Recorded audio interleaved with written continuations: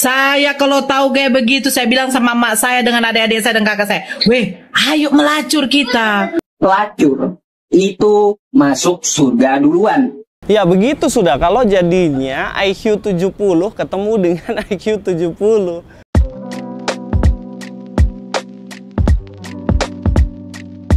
Ya, saya dulu kan Kristen nih, ya kan?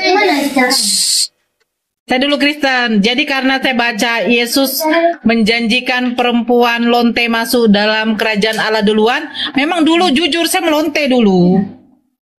Melonte sama siapa? Mau tahu kalian? Mau tahu? Mau tahu nggak? Saya lonte sama siapa? Ayo, mau tahu nggak? Sakit hati kalian nanti. Mau tahu nggak saya melonte sama siapa? Loh, karena apa? Makanya saya bilang, saya menyesal sekali.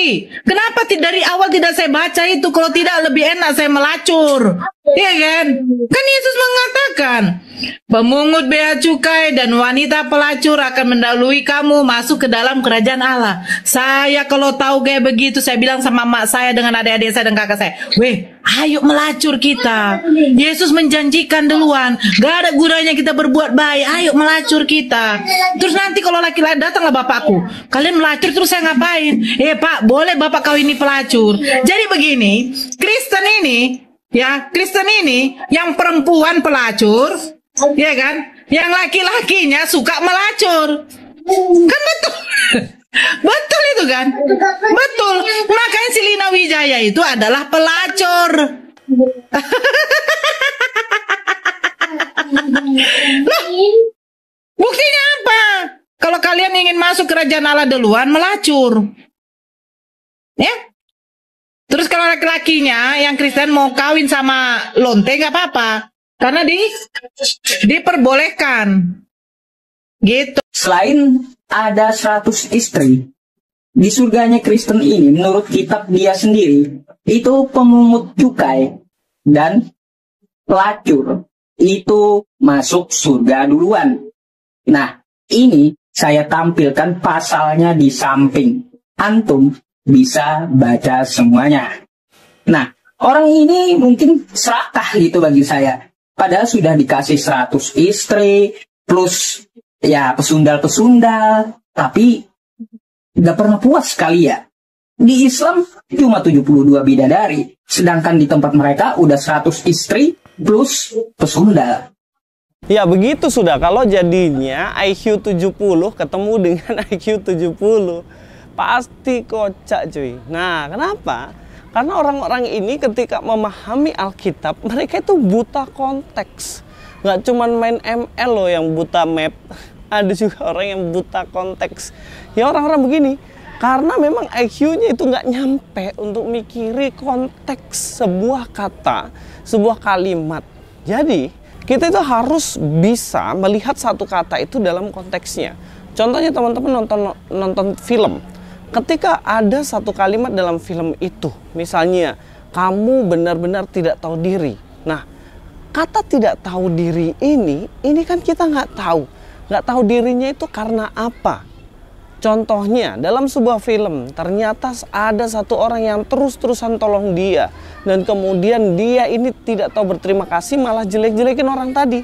Nah, konteksnya maka itu berbicara mengenai orang yang tidak tahu diri karena sudah ditolongin tapi tidak tahu berterima kasih. Itu namanya tidak tahu diri. Atau dalam film itu ternyata konteksnya adalah berkata lain.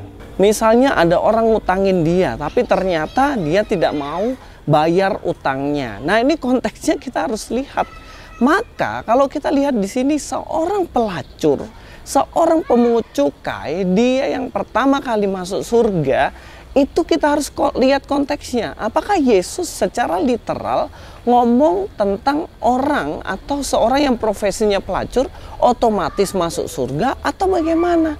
Nah ini yang kita harus teliti baik-baik. Jadi nggak bisa ngasal ngomong, ngasal ngoceh, dan kemudian menyimpulkan, enak saya bisa melacur karena saya pasti akan masuk surga. Loh kamu ini kok bangga jadi pelacur? Ini mualaf satu ini memang agak lain.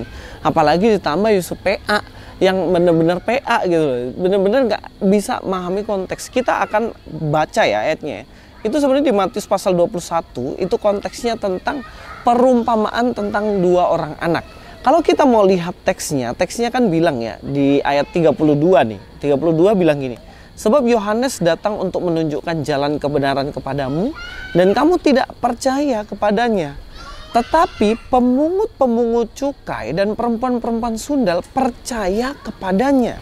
Dan meskipun kamu melihatnya, tetapi kamu tidak menyesal dan kamu tidak juga percaya kepadanya. Nah, konteksnya di sini adalah seorang perempuan sundal, ya bisa dibilang di situ pelacur lah ya, perempuan sundal, dan juga dikatakan di situ adalah pemungut cukai yang dianggap sebagai orang yang berdosa. Pada zaman itu mereka dianggap sebagai orang-orang yang berdosa.